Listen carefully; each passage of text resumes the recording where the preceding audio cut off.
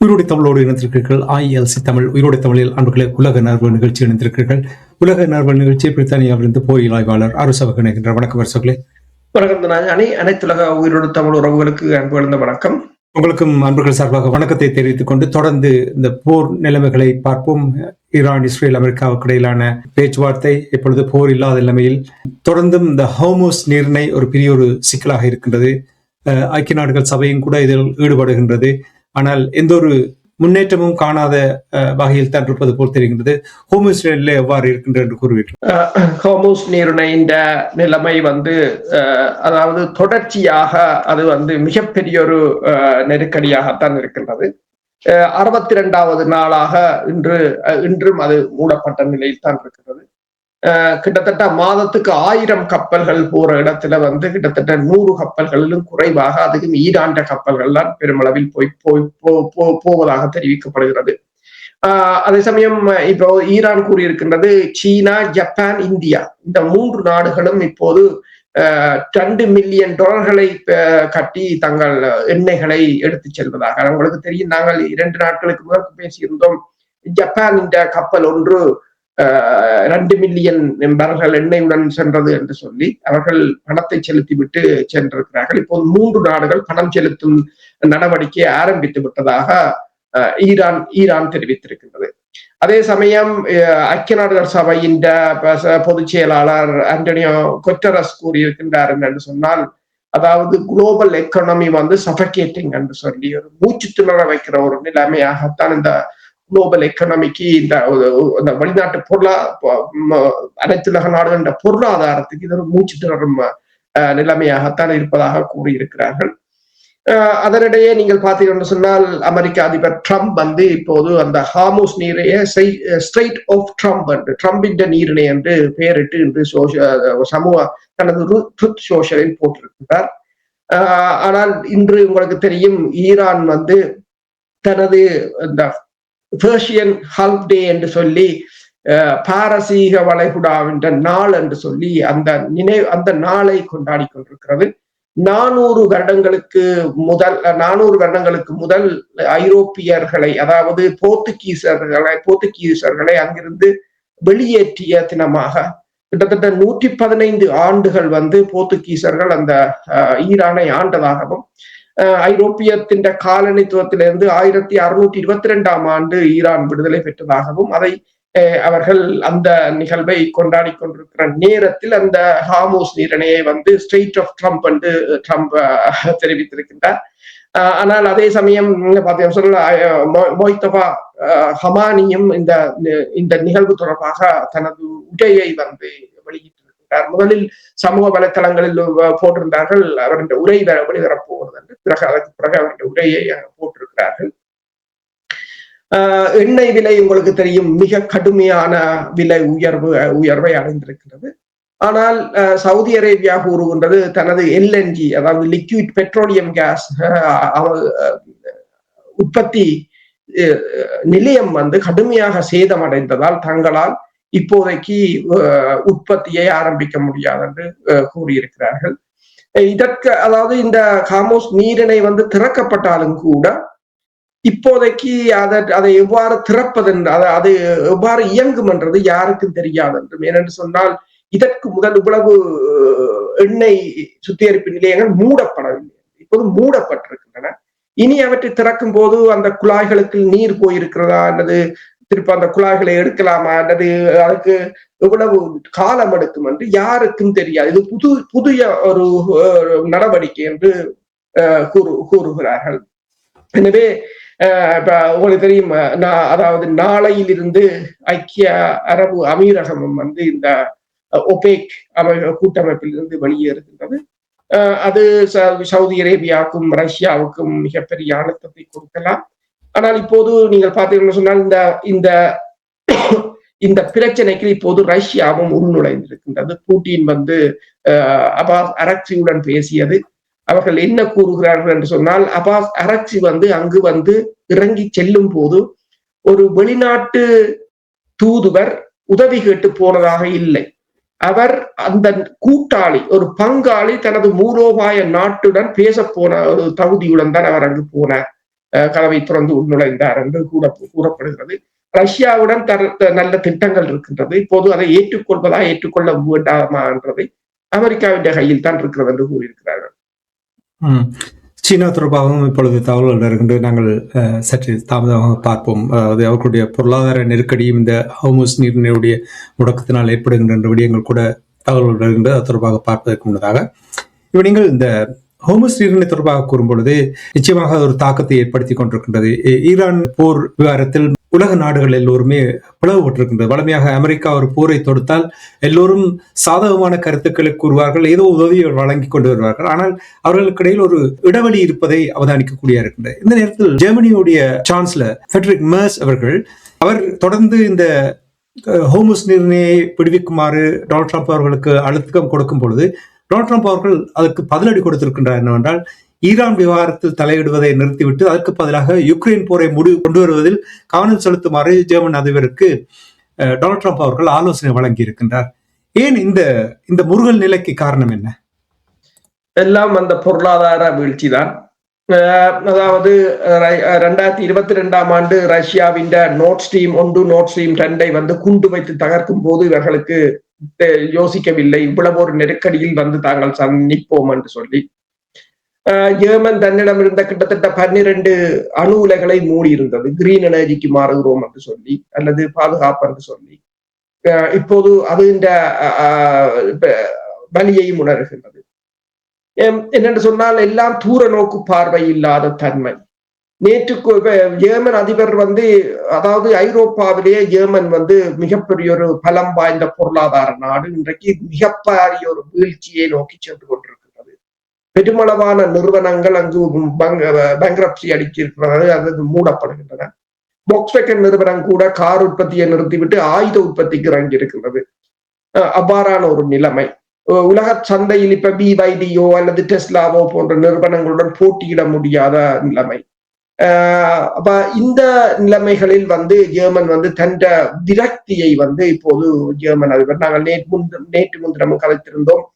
அவர் தன்னை எல்லோரும் விமர்சிக்கிறார்கள், தன்னை மாதிரி ஒரு தலைவரை இதுவரை ஒருவரும் விமர்சித்ததை தான் பார்க்கவில்லை, தான் ஆனால் அவர்கள் மீது வழக்கு போடவில்லை என்றெல்லாம் புலம்பியிருந்தார். அதே சமயம் அவர் நேற்று ட்ரம்ப் தொடர்பாக பேசும்போது ஈரான் அமெரிக்காவை அதாவது ட்ரம்பை மிகவும் அவமானப்படுத்தி விட்டதாக கூறியிருந்தார். பிறகு அது அமெரிக்காவுக்கு கடும் சீட்டத்தை கொடுத்திருந்தது. அதைத் தொடர்ந்து அவர் அவரின் டிஃபென்ஸ் மினிஸ்டர் பாதுகாப்பு அமைச்சர் கூறியிருந்தார், இல்லை அவர் அப்படி மீன் பண்ணி கூறவில்லை. அவர் கூறியது என்னன்னு சொன்னால் ஈரானுக்கு ஒரு எச்சரிக்கையாகத்தான் கூறினார். என்னென்றால் நீங்கள் அமெரிக்காவை கடுமையாக அவமானப்படுத்துகிறீர்கள், அதற்குரிய பலனை அனுபவிப்பீர்கள் என்ற தொனியில் தான் கூறினார். நீங்கள் அப்படி எடுத்துக்கொள்ள வேண்டாம் என்று கூறியிருந்தார். ஆனால் ட்ரம்ப் அதை கேட்கவில்லை. ட்ரம்ப் என்று என்ன கூறியிருக்கிறார் என்று சொன்னால், அதாவது ஊடகங்கள் போட்டிருக்கின்றன, அதிபர் ட்ரம்ப் ஜெர்மன் அதிபர் பெட்ரிக் மெர்ஸுக்கு கடுமையான கண்டனத்தை தெரிவித்துள்ளதாகவும் ஈரான் விவகாரத்தில் தலையிடுவதை நிறுத்திவிட்டு அதற்கு பதிலாக உக்ரைன் போரை முடிவுக்கு கொண்டு வருவதில் கவனம் செலுத்துமாறு அவர் மெர்ஸை வலியுறுத்தி இருப்பதாக கூறப்படுகிறது. இந்த வாரம் மெர்ஸிடமிருந்து 2 விமர்சனங்கள் இதுவாகும். அதாவது ஜெர்மனியில் நிலைநிறுத்தப்பட்டுள்ள ஆயிரக்கணக்கான அமெரிக்க வீரர்களை வேறு இடத்துக்கு மாற்றக்கூடும் என்றும் அவர் கூறியதும் ஒரு நாள் கழித்து இந்த விமர்சனம் வந்திருக்கிறது என்று சொல்லியும் ஜெர்மன் அதிபர் ரஷ்யா உக்ரைனுக்கான போரை முடிவுக்கு கொண்டு வருவதிலும் அதில் அவர் முற்றிலும் திறனற்றவராக இருந்துள்ளார் என்று ட்ரம்ப் கூறியிருக்கின்றார். தனது சீர்கட்ட நாட்டை குறிப்பாக குடிவரவு மற்றும் எரிசக்தி துறைகளை சரி செய்வதிலும் அதிக நேரத்தை செலவிட வேண்டும் என்று ட்ரம்ப் சமூக ஊடகங்களில் பதிவிட்டிருக்கிறார். ஈரானின் அணு ஆயுத அச்சுறுத்தலை ஒழிப்பவர்களின் விவகாரங்களில் தலையிடுவதில் மெர்ஸ் குறைவான நேரத்தை செலவிட வேண்டும். அதன் மூலம் ஜெர்மனி உட்பட உலகை ஒரு பாதுகாப்பான இடமாக மாற்ற வேண்டும் என்றும் ட்ரம்ப் கூறியிருக்கிறார். ஈரானின் போரை முடிவுக்கு கொண்டு வருவதற்கான பேச்சுவார்த்தைகளில் டெஹ்ரான் வாஷிங்டனை அவமானப்படுத்துகிறது என்று திங்களன்று ஜெர்மன் தலைவர் கூறிய கருத்துக்களால் மெர்ஸ் மீது ட்ரம்ப் அதிக சினம் கொண்டதாக கூறப்படுகிறது. ஈரானால் அமெரிக்கா அவமானப்படுத்தப்பட்டது என்று ஜெர்மன் அதிபர் கருத்து தெரிவித்ததை ட்ரம்ப் தனது ஒரு தன் மீதான தனிப்பட்ட தாக்குதலாக எடுத்திருக்கிறார். அவர் இப்போது ஜெர்மனியில் உள்ள துருப்புக்களின் எண்ணிக்கையை, அதாவது ஜெர்மனியில் இருக்கிற அமெரிக்க படையினரின் எண்ணிக்கையை குறைப்பதற்கு முடிவு செய்திருப்பதாகவும் இந்த ஜெர்மன் தலைவர் கருத்தை தொடர்ந்து, அதே சமயம் இந்த கருத்துக்கு பிறகு இப்போது ஜெர்மன் அதிபர் இன்று இராணுவ சீருடையில் தோன்றினார். கட்டளைக்கு கீழ்ப்படிவது போல இராணுவ சீருடை அணிந்திருந்த மெர்ஸ் ட்ரம்புக்கு உதவ ஜெர்மனி தயாராக இருப்பதாக இன்றைக்கு அறிவித்திருக்கின்றார். ஈரான் ஹார்மோஸ் நீரிணையை முற்றுகையிட்டுள்ளதை கூடிய விரைவில் முடிவுக்கு கொண்டு வர நாங்கள் எண்ணியுள்ளோம் என்று மெர்ஸ் தெரிவித்திருக்கிறார். தேவையான நிபந்தனைகள் பூர்த்தி செய்யப்பட்டால் கடல்வழி பாதைகளின் சுதந்திரத்தை உறுதி செய்வதற்கு இராணுவ ரீதியான ஈடுபாட்டுக்கு ஜெர்மன் தயாராக உள்ளது என்றும், ஈரான் பேச்சுவார்த்தை மேசைக்கு காலத்தை இழுத்தடிப்பதை நிறுத்த வேண்டும் என்றும், முழு பிராந்தியத்தையும் இறுதியில் முழு உலகத்தையும் பணைய கைதிகளாக வைத்திருக்க இனிமேலும் ஈரானை அனுமதிக்க முடியாது என்று சொல்லியும், ஈரான் இராணுவ அணுசக்தி திட்டம் நிறுத்தப்பட வேண்டும், இஸ்ரேல் மற்றும் பிராந்தியத்தில் உள்ள அதன் கூட்டாளிகள் மீது தாக்குதல் நிறுத்தப்பட வேண்டும் என்று இன்று மெர்ஸ் கூறியிருக்கின்றார். அதாவது ட்ரம்பின் தாக்குதலுக்கு பிறகு மெர்ஸ் திருப்பி இதை கூறியிருக்கின்றார். ஆனால் என்னென்று போய் தாக்குதலை நடத்த போகிறார், ஹார்மோஸ் நீரிணையை எவ்வாறு திறக்க போகிறார் என்று இல்லை. ஆனால் என்ன பிரச்சனை என்று சொன்னால், எல்லோருக்கும் இப்போது பொருளாதாரம் மிகப்பெரிய ஒரு சிக்கலாக மாறிக்கொண்டிருக்கிறது. இலை ஒவ்வொரு நாளும் வானத்தை தொடுகிறது. அடுத்ததாக அவர்களுடைய நிதி நிலைமைகள் மிக மிக மோசமாகிக் கொண்டே வருகிறது. ஒவ்வொரு நாளும் செல்ல செல்ல 62 நாளாகின்றது. ஈரானை பொறுத்தவரையில் ஈரான் இந்த உலகத்தின் பொருளாதாரத்தை தனது கைக்குள் வைத்திருக்கிறது மட்டுமல்லாது ஐரோப்பிய ஒன்றியத்தை அந்த பொருளாதாரத்தின் மீதுதான் கடும் அழுத்தத்தை ஈரான் கொடுத்துக் கொண்டிருக்கின்றது. இந்த இரண்டு நாடுகளுக்கும், ஜெர்மனிக்கும் அமெரிக்காவுக்கும் இடையில் வாரான ஒரு நிலைமை இருக்கின்ற நேரத்தில் உங்களுக்கு தெரியும், ஜெர்மனியில் கிட்டத்தட்ட 40,000க்கும் மேற்பட்ட அமெரிக்க துருப்பினர்கள் அங்கே இருக்கிறார்கள். அவர்களை குறைத்து தங்களுடைய அதிருப்தியை வெளிப்படுத்துவதற்கான ஒரு காரியம் நடைபெறுவதற்கான வாய்ப்புகள் இருக்கிறதா? அமெரிக்காவை பொறுத்தவரையில் முதலில் அந்த படை குறைப்பை மேற்கொள்ளத்தான் அவர்கள் யோசித்திருந்தார்கள். அந்த படையினரை குறைத்து அவர்களை பசிபிக் பிராந்தியத்துக்கு மாற்றுவதற்கு சீனாவுடனான மோதல்கள் ஏற்படுமாக இருந்தார். பிறகு இப்போது அவர்கள் யோசித்தார்கள் அவற்றை குறைத்து இங்க மத்திய கிழக்குக்கு மாற்றுவதற்கு யோசித்திருந்தார்கள். ஆனால் தற்போதைய நிலையில் மத்திய கிழக்கில் ஒரு படை நடவடிக்கைக்கு உகந்ததாக இல்லை. எனவே அவர்கள் அதை குறைப்பதற்கான சாத்தியக்கூறு குறைவு. ஆனால் நேட்டோவுக்கும் அமெரிக்காவுக்கும் இடையிலான விரிசல்கள் வளர்ந்து கொண்டே போகின்றன. இப்ப நேட்டோ தனது வருடாந்த கூட்டத்தை கூட ரத்து செய்திருப்பதாக கூறியிருக்கிறது. என்ன சொன்னால் அவ்வளவு விரிசல்கள் வந்திருக்கின்றன. இந்த நிலையில் நீங்கள் பார்த்தீங்கன்னு சொன்னால் பிரான்ஸ் ஒரு மிகப்பெரிய ஒரு போர் ஒத்திகையை நடத்தி இருக்கின்றது. அதாவது பனிப்போர் காலத்துக்கு பிறகு பிரான்ஸ் நடத்திய மிகப்பெரிய போர் ஒத்திகை என்று சொல்லலாம். ஒரியன் 26 என்று சொல்லி பிரான்ஸ் மற்றது 20 நாடுகளைச் சேர்ந்த 12,500 துருப்புக்கள் இந்த பயிற்சி ஒத்திகையில் ஈடுபட்டதாக கூறப்படுகின்றது. என்னென்று சொன்னால் எல்லோரும் ஒரு மிகப்பெரிய ஒரு போரை எதிர்பார்த்து கொண்டிருக்கிறார்கள். ரஷ்யாவின் தேசிய பாதுகாப்பு ஆலோசனை குழுவின் துணைத் தலைவரும் அதைத்தான் கூறியிருந்தார். எல்லோரும் இப்போது மெல்ல மெல்ல ஒரு போரை, என்று சொன்னால் உங்களுக்கு தெரியும், சமாதானம் என்று சொன்னால் இவர்கள் எப்பயோ எட்டி இருக்கலாம். இவர்களுக்கு அது என்னன்னா பொருளாதாரத்தால் விழுந்து விட்டார்கள். ஏதாவது ஒரு வழியில் போரின் ஊடாக அந்த பொருளாதாரத்தை தக்க வைப்பதற்கான அல்லது இன்னொரு நாட்டை அழித்து அந்த பொருளாதாரத்தை கைப்பற்றுவதற்கான அல்லது எல்லாவற்றையும் இல்லாமல் செய்வதற்கான ஒரு முயற்சியைத்தான் எல்லோரும் ஆளுக்கால் போட்டியாக இறங்கி இருக்கிறார்கள். இப்போ ரஷ்யா களத்துக்குள் இறங்கியதும் அவ்வாறுதான். ரஷ்யா கடுமையாக எதிர்பார்க்கிறது அமெரிக்கா ஈரான் மீது ஒரு அணுகுண்டு டாக்டிக்கல் நியூக்ளியர் டிஃபென்ஸ். நாங்கள் போன கிழமை கதைத்திருந்தோம், ஒரு லெப்டினன்ட் கர்னல் தர அதிகாரி சொல்லி இருந்தார் என்று. அது ரஷ்யா எதிர்பார்க்கிறது. எனவேதான் புட்டின் கடும் எச்சரிக்கையை கொடுத்திருக்கின்றார் அமெரிக்காவுக்கு. இப்போது புட்டின் பிரதி அதாவது முன்னாள் அரசு தலைவர்கிட்ட கருத்தும் அதையே எதிரொலித்துக் கொண்டிருக்கிறது. ஏனென்று சொன்னால் கிடைக்கின்ற சந்தர்ப்பத்தை ட்ரம்ப் பயன்படுத்த முன்வரவில்லை என்று தெரிகிறது. இப்ப இந்த உளவியல் ரீதியாக கருத்துக்கள் பரிமாறப்படுகின்றது. உங்களுக்கு தெரியும், டொனால்ட் ட்ரம்பினுடைய நடவடிக்கையை பார்த்தீங்கன்னா ஒரு சின்ன பிள்ளைத்தனமாகத்தான் வந்திருக்கின்றது. ஆனால் இப்ப வருகின்ற செய்திகளை பார்க்கும்பொழுது உங்களுக்கு தெரியும், வெனிசுவேலாவில் போர் தொடுப்பார்களா இல்லையா என்று மாறி மாறி பேசிக் கொண்டிருந்த பொழுது உடனடியாக போரை தொடுத்தார்கள்.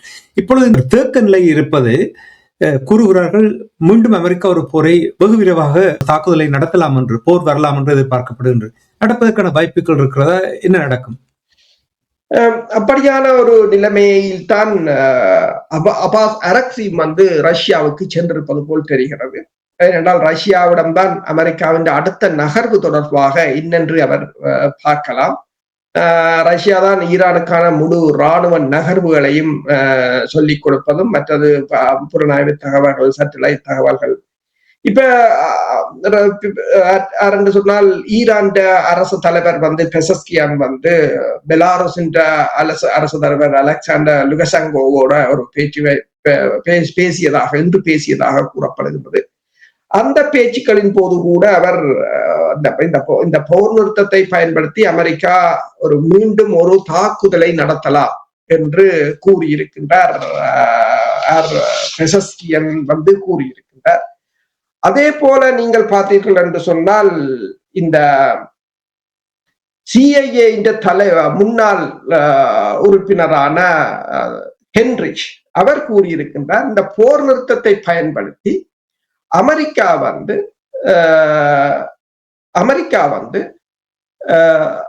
ஈரானுக்குள் ஆயுதங்களை விநியோகித்துக் கொண்டிருப்பதாகவும், அமெரிக்காவின் புலனாய்வுத்துறையினர் ஈரானுக்குள் ஆயுதங்களை விநியோகித்துக் கொண்டிருப்பதாகவும், அது ஒரு உள்ளக மோதலை ஏற்படுத்துவதற்கான வழிகளை தேடிக்கொண்டிருப்பதாகவும் கூறியிருக்கிறார். இன்னும் ஒரு வாரத்தில் வந்து இஸ்ரேலிய பிரதமர் அமெரிக்காவுக்கு செல்ல உள்ளதாகவும் பேச்சுக்கள் வந்திருக்கின்றன. அதே சமயம் நீங்கள் பார்த்தீர்கள் என்று சொன்னால் அமெரிக்காவின் ஜெனரல், அதாவது ஈரானுக்கு எதிரான சாத்தியமான தாக்குதல் திட்டங்கள் குறித்து அதிபர் டொனால்ட் ட்ரம்புக்கு விளக்கம் அளிக்கப்பட்டதாக, அமெரிக்க அதிபர்கள் இராணுவ திட்டங்கள் குறித்த விளக்கங்களை பெறுவது வழக்கம் என்றும் ஓய்வு பெற்ற அமெரிக்க ஜெனரல் மார்க் கிமிட் வந்து தெரிவித்திருக்கின்றார். அவர் இந்த அல் ஜசீரால பேசிக்க கூறியிருக்கின்றார் என்று சொன்னால், அத்தகைய திட்டங்கள் பெரும்பாலும் குறுகிய கடுமையான அதிர்ச்சிகள் என விவரிக்கப்படும் வரையறுக்கப்பட்ட விரைவான நடவடிக்கைகளை கவனம் செலுத்துவதாக, அதாவது ஒரு அதிர்ச்சிகரமான திடீர் தாக்குதலை நடத்துவதற்கான ஒரு முயற்சியாகத்தான் அதை செய்ய போவதாக கூறப்படுகிறது. அமெரிக்காவின் மத்திய கட்டளை மையம் வந்து புதிய ஏவுகணை வந்து இந்த ஹைப்பர்சோனிக் ஏவுகணை வந்து அது வந்து கிட்டத்தட்ட ஒலியை விட 5 மடங்கு வேகத்தில் செல்லக்கூடியது. மற்றது 1700 அல்லது 1800 மைல்கள் பாயக்கூடிய அந்த ஏவுகணை, அது புதிய ஏவுகணை. அது 2025ஆம் ஆண்டுதான் அது பாவனைக்கு கொண்டு வரப்பட்டது. அந்த ஏவுகணையை தரும்படி மத்திய கட்டளை மையம் அமெரிக்காவிடம் கேட்டிருப்பதாகவும் கூறப்படுகிறது. அப்ப ஜெனரல் கூறியிருக்கின்றார் என்று சொன்னால், அதாவது தொடர்ச்சியான அழுத்தத்தை எதிர்த்து நிற்கும் ஈரானின் முந்தைய வரலாற்றை கருத்தில் கொண்டு அந்த அணுகுமுறை வெற்றி பெறுமா என்றதுல அவருக்கு சந்தேகம் இருப்பதாக கூறியிருக்கின்றார். 46 ஆண்டுகளாக ஈரான் தனது மீள்திறனை, நல்லது கெட்டது எதுவாக இருந்தாலும், கடைகள், பொருளாதார வீழ்ச்சி அல்லது ஒரு குறிப்பிடத்தக்க இராணுவ நடவடிக்கை ஆகியவற்றை தாங்கும் திறனை வெளிப்படுத்தி இருக்கிறது என்றும், ஈரான் மீது ஒரு குறுகிய தொடர் தாக்குதல்களை அவர்கள் தமது நிபந்தனைகளின்படி பேச்சுவார்த்தை மேசைக்கு திரும்ப செய்யும் என்று நாம் எதிர்பார்த்தால் அதை நாம் மறுபரிசீலனை செய்ய வேண்டும் என்று நான் கருதுகிறேன் என்று கூறியிருக்கின்றார். அதாவது உலகளாவிய சந்தைகளில் ஏற்படும் இடையூறுகள், பரவலான விளைவுகள் ஏற்படுவதால் கார்மோஸ் நீர்நிலையம் மூடுவதை பரந்த விளைவுகள் இல்லாமல் நீடிக்க முடியாது என்றும் அவர் எச்சரித்திருக்கிறார். அதாவது குறிப்பாக பயிரிடும் பருவத்தில் நடுப்பகுதியில் வந்து இந்த விவசாய பொருட்கள் வராத நிலையில் இது ஈரான் மற்றும் அமெரிக்காவை தாண்டி பரவலான அழுத்தத்தை ஏற்படுத்தி இருக்கின்றது. அது வர அமெரிக்காவில மிகப்பெரிய தாக்கம். இப்ப அமெரிக்காவில 60% மக்கள் இப்போது போருக்கு எதிராக திரும்பி இருப்பதாக கூறப்படுகிறது. அப்ப இது மேலும் மேலும் செல்வதற்கு முதல் அமெரிக்க அதிபர் ஏதாவது ஒரு நிலைமைக்கு வர வேண்டிய ஒரு கட்டாயத்தில் இருக்கிறார். அல்லது வெற்றி விழா கொண்டாட வேண்டும், 2இல் 1 அவர் செய்ய வேண்டும். இந்த விடயங்கள் இருந்து இஸ்ரேல் தன்னுடைய கொலவரியை தொடர்ந்து கொண்டிருக்கின்றது. லெபனானில் மீண்டும் அங்கே 24 பேர் இறந்திருக்கிறார்கள் என்ற செய்திகள் வந்திருக்கின்றது. அது மட்டும் இல்லாமல் ஹிஸ்புல்லாக்கள் அதற்கு பதிலடியாக ஆளில்லா விமான தாக்குதல் நடத்தி இருக்கிறார் என்ற செய்திகள் வருகிறது.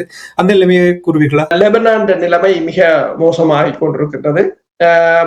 அதாவது இன்று ஹிஸ்புல்லா, அதாவது இஸ்ரேல் ஆக்கிரமித்த பகுதிகளில் ஹிஸ்புல்லாக்கள் தங்கள் தாக்குதலை தீவிரப்படுத்தி இருக்கிறார்கள்.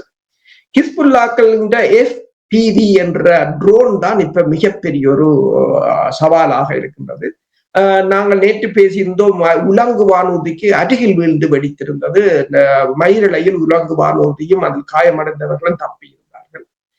இப்போது இன்று இஸ்ரேலின் வாகனம் ஒன்று தீப்பற்றி எறிவதை பார்க்கக்கூடியது. படைத்துறை வாகனம் துருப்புக்களை ஏற்றி சென்ற வாகனத்தின் மீது FPV ட்ரோன் வந்து விழுந்திருக்கிறது. அது வயர் கைடட் என்று சொல்றது. அது ஃபைபர் ஆப்டிக்ஸ் அதை டிடெக்ட் பண்ண முடியாது என்று சொல்கிறார்கள். ஏனென்று சொன்னால் அது இப்ப ரடாரோ வேற சமிக்கைகள் ரேடியோ அலைவரிசைகள் மூலம் இயங்குவதில்லை என்று சொல்லி அது நேரடியாகவே கட்டுப்படுத்தப்படுவதால் அதை தான் பெரிய சவாலாக மாறியிருப்பதாக கூறியிருக்கிறார்கள். ஒரு படையினர் கொல்லப்பட்டதாகவும் 12 பேர் காயமடைந்திருப்பதாகவும் கூறியிருக்கிறார்கள். அதே சமயம் இஸ்ரேலிய 7வது சனல் சொல்லி இருக்கிறது, இந்த ஃபைபர் ஆப்டிக்ஸ் தொழில்நுட்பத்தில் இயங்கும் ஹிஸ்புல்லாவின் ட்ரோன்கள் அமைதியான மற்றும் கொடிய அச்சுறுத்தலாக உள்ளன. அது சைலண்டா கில் பண்ணுது என்று சொல்லுகிறார்கள். அவை அந்த அமைப்பின் டாங்கி எதிர்ப்பு ஏவுகணைகளை விட மிக பெரும் ஆபத்தாக மாறியுள்ளதாகவும், ஹிஸ்புல்லாக்கள் ஃபைபர் ஆப்டிக்ஸ் வழிநடத்தும் தற்கொலை தாக்குதல் ட்ரோன்களை ஒரு முக்கிய ஆயுதமாக பரவலாக பயன்படுத்த தொடங்கியுள்ளது சொல்லி, இந்த ட்ரோன்கள் கம்பி இல்லாத தகவல் தொடர்பு சார்ந்து இயங்குவதால் இஸ்ரேலிய ராணுவத்தின் மின்னணு ஜாமிங் அமைப்புகளால் அவற்றை செயலிழக்க செய்ய முடியாது என்று சொல்லியும், அத்தகைய ட்ரோன்களை இயக்குபவர் அது பறக்கும் முழு நேரமும் இலக்கை தாக்கும் தருணம் வரை உயரமான நேரடி படத்தை பெறுகிறார் என்றும், இது மிகவும் துல்லியமாக குறிவைக்க உதவுவதோடு இஸ்ரேலிய ராணுவத்திற்கு ஒரு கடுமையான சவாலாகவும் இருப்பதாகவும் அவர் கூறி அந்த சேனல் 7 கூறியிருக்கிறது.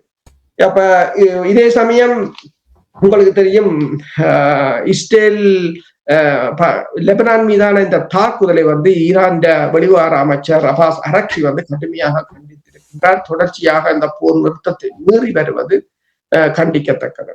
அதே சமயம் இந்த தாக்குதலுக்கு பிறகு இஸ்ரேல் மிகப்பெரிய ஒரு குண்டு வீச்சை லெபனான் மீது நடத்தி இருப்பதாக செய்திகள் வந்திருந்தன. நீங்கள் கூறியது போல 24க்கும் மேற்பட்டவர்கள் கொல்லப்பட்டிருக்கிறார்கள், பெருமளவானவர்கள் காயமடைந்திருக்கிறார்கள்.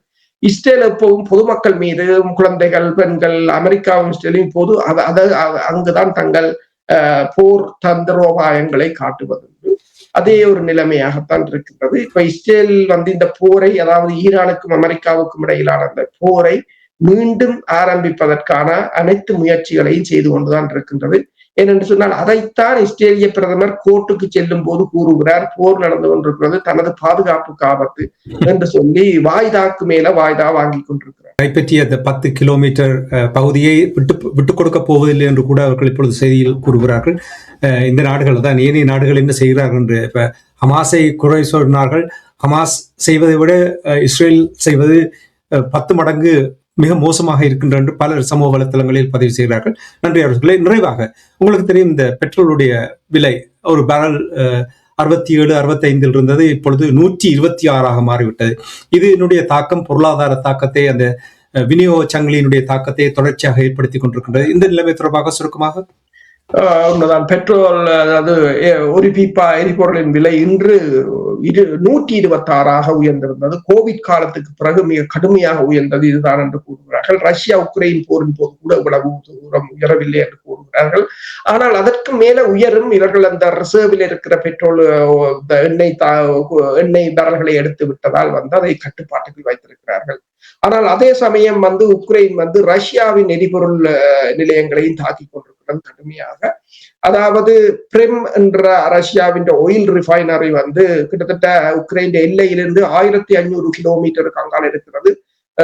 இன்று தாக்கப்பட்டு மிகப்பெரிய சுவாலையுடன் எரிவதை காணக்கூடியதாக இருக்கின்றது. நேற்று உக்ரைன் ரஷ்யாவின் 2 உலங்கு வானூர்திகளையும் தாக்கியிருந்தது. அதே சமயம் இந்த எண்ணெய் ரிஃபைனரியை பொறுத்தவரையில் இன்று தாக்கப்பட்ட 24 மணி நேரத்துக்கு 2வது ரிஃபைனர் தாக்கப்பட்டிருக்கிறது.